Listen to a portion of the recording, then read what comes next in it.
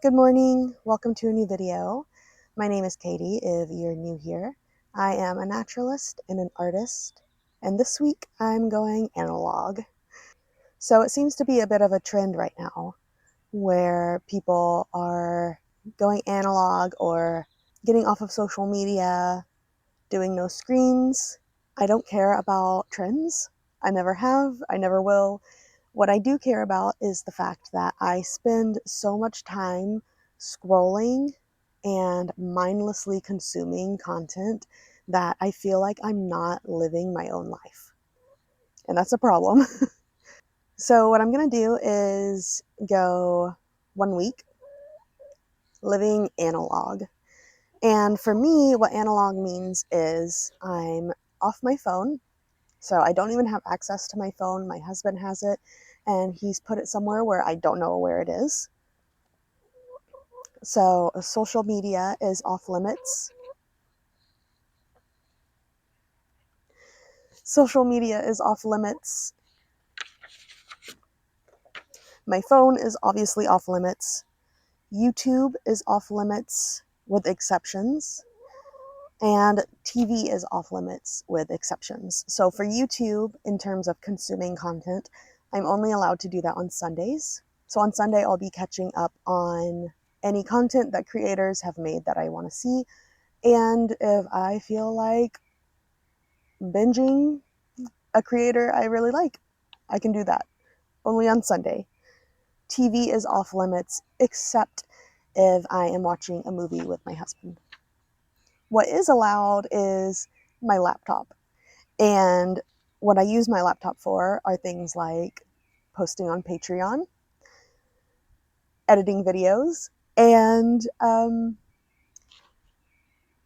collecting photos from my DSLR camera. My iPad is also allowed under certain circumstances, so I'm using it right now to record my audio. I typically use my phone, so I had to switch over. And I also use it for creating compositions for artwork and getting reference images. So what I'm going to be doing is, because I'm an artist and I need reference photos, what I have is a species log that I've been working in where I take photos and then I print them, put them in the species log, kind of like a scrapbook, and then I will work from those photos. So even though I'll have to get some reference photos from my iPad, I will be printing them and using them offline. The next thing to say is, obviously I have apps on my phone that I use and apps that I want to continue using, such as Merlin Bird ID and Seek or iNaturalist. And obviously without my phone, I don't have access to them, but there are other ways that I can get what I get out of the apps without using the apps. So I have my little notebook here of information for myself. So there's 4 apps that I want to replace because I use them for purposes that are important to me. So the first is Merlin Bird ID, and that app is going to be replaced by my binoculars, my ID book, and my camera. So Seek or iNaturalist is similar. It's going to be replaced by my ID book and my camera. So what that means is I have my DSLR camera, the camera that I use to photograph for my scrapbook or my species log. And if I see a species and I don't know what it is, I'll take a photo. I've been taking photos anyway for my species book, so that's becoming sort of a habit that I've created. But I will have my ID books, like a field book. Sometimes I carry field books with me, sometimes I don't. So either I can try to identify it in the field, or I will come home and try to identify it. Binoculars obviously help in identifying birds. With Merlin specifically, I feel like using that app has taken away my opportunity to actually learn birdsong, because when it's just telling you what it is that you're listening to, you really have no reason to learn it, to memorize it. So I'm interested to know if I can become more proficient at knowing birdsong as this challenge or this project goes on. My camera on my phone, it's so easy to carry your phone with you because it's so small, but I have to replace it with my DSLR and obviously my vlog camera, which I'm using right now. And then my notes app, which obviously can easily be replaced by journals. So today's Monday, the first day. It might be too early to say this, but I already don't miss my phone at all. So I'm ready to start my day. So I'm sitting outside right now because yesterday I came outside to photograph a flower that I saw, one that I am unfamiliar with, so I wanted to identify it. And I found a mushroom in the brush pile, and I'm working on identifying it right now. I have the cap and I'm trying to collect a spore print. I've had it on paper since yesterday evening and I don't see a spore print, so that might be a lost cause. But anyway, it inspired me to go into the woodland and look for mushrooms. As you may know, it's one of my favorite things to look for, and it's been pretty wet lately. We've gotten quite a bit of rain, so I'm hopeful that we will see some mushrooms.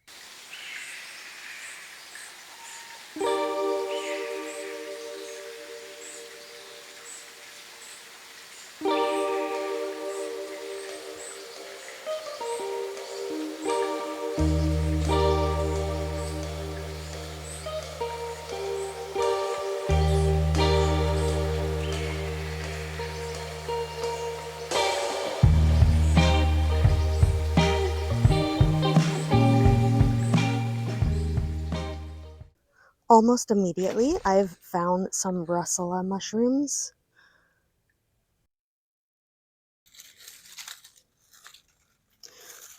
They're so beautiful. So I've seen this species of mushroom several times in the woodland, and I've never been able to identify it. I have my mushroom identifying book here, my field guide to mushrooms. And something that I actually just learned how to use this yesterday, but there's a locator key in the front so I can use the color of the gills to start. And there's a really old specimen here, so I'm going to pull it up just so I can see underneath. So I'm starting with white or buff gills, the gill attachment, and then the color of the cap, and the color of the stem. And it leads us to two options on page 96. Wine stain brittle gill and also the boggy brittle gill.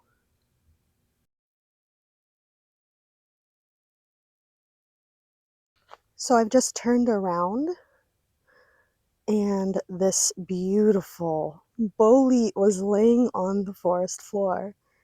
I love boletes. I feel like I don't see them very often. Look how beautiful. Can't believe it. It's so beautiful. Unfortunately, it's the only one that I see because I just found it laying like up like this. It had already come out of the ground. Fortunately, it hasn't been chewed on, I don't think. But it's so beautiful. So I'm going to use the same process that I just used with the russula to identify this beautiful bolete.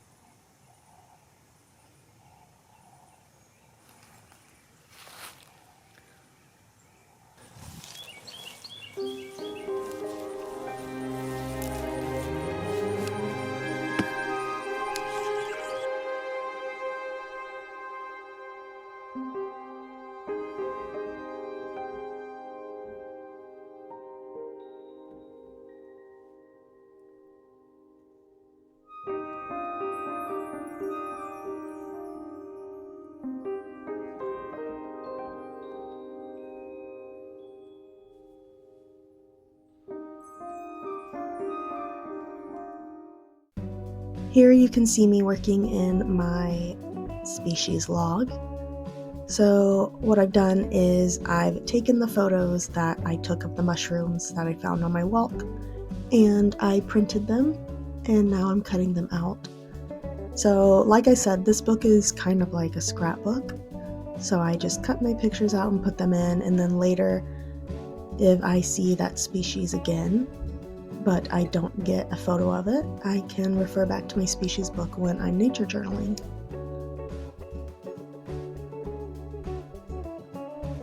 So these are the russulas that we found, and apparently there are tons and tons of red russulas, which makes it really hard to identify them by the species.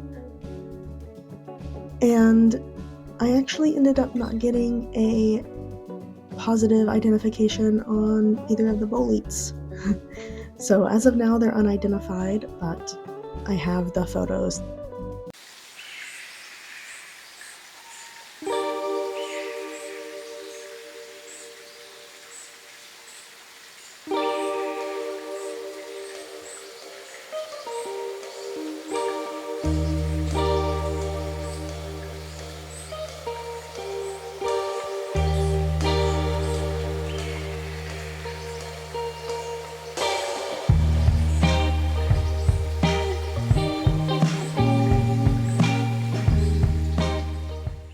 Good morning.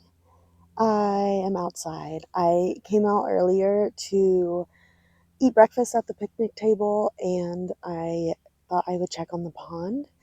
And when I went over to look at the pond, I found tadpoles. And this is our first time ever having tadpoles.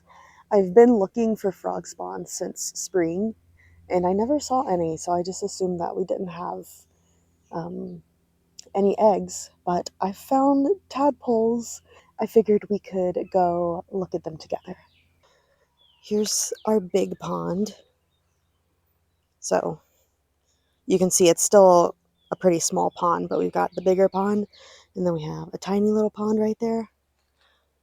And the tadpoles are in this pond. This is where our frogs are, and I think we have bullfrogs and green frogs.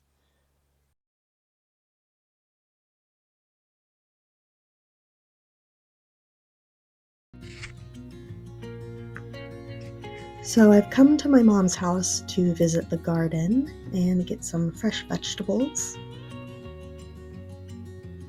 There's tomatoes and cucumbers and squash and zucchini and lots of flowers growing.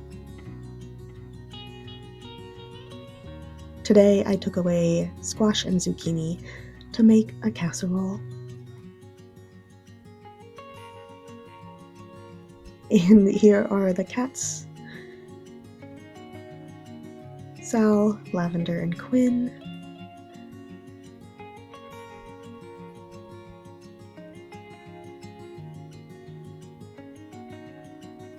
And I took away some water plants from my mom's pond as well, a water lettuce and a water hyacinth, to bring to my pond. And before we left, we saw a hummingbird hawk moth. So you'll see it in just a moment. But I don't think I've ever seen one in real life. If I have, it's been a really long time. There he is. So cute. It's amazing that they look like little hummingbirds.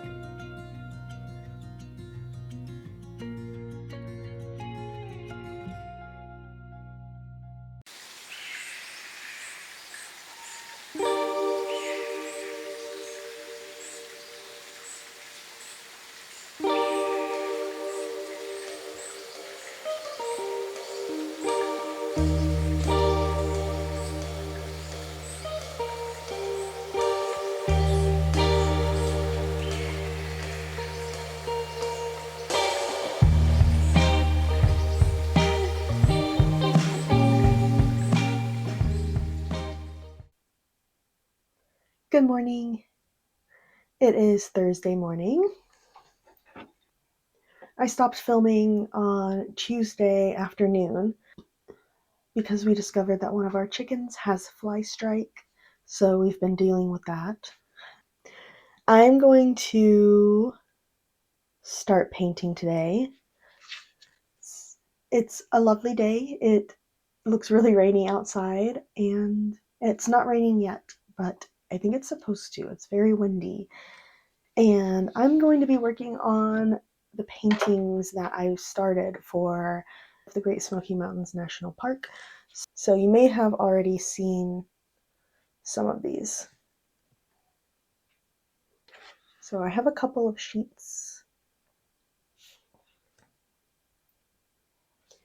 And then today I'm going to be working on this sheet. So I have to finish this red-breasted nuthatch. I have a beetle, a butterfly, and a trout. And yeah, I'm just going to be working on this sheet for a little bit while it's raining. And it's going to be a lovely time. So I will see you down on my desk.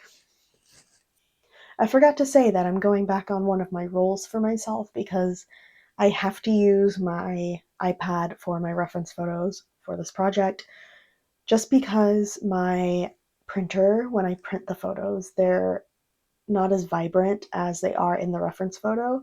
So I really need that color to reference. So I am going to be doing that. And instead of watching YouTube, I will just watch the rain outside my window.